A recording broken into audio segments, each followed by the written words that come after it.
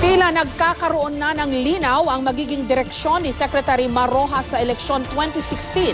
May report si Lay Alves.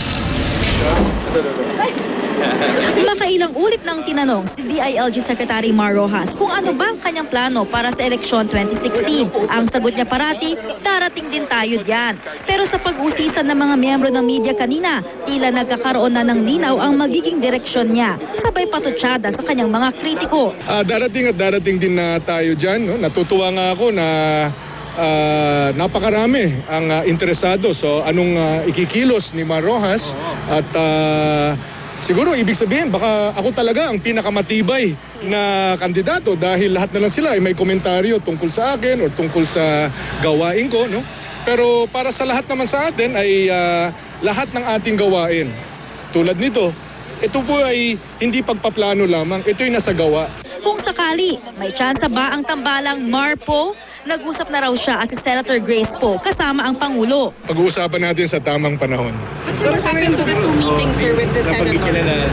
You actually sat down with Senator Poe and the President and discuss about the possibility. Ano na, ngayon po after the two meetings, meron pa po ba kayong susunod na pag-uusap? Meron naman at meron ding pag-uusap. Malaki naman sir ang posibilidad na nakikita yun. Kasi sinabi nyo, nagpapagdala kayo, Marco.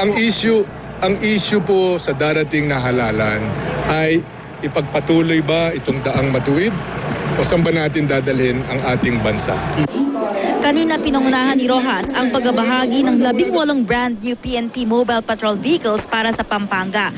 10 naman ang para sa Bataan at 12 para sa Zambales. Bahagi ito ng first batch ng halos 1,500 na Police Mobile Patrol Units para sa iba't ibang lugar sa buong bansa. Humigit kumulang 2 bilyong piso raw ang ginastos dito ng pamahalaan. Lay Alves, GMA News.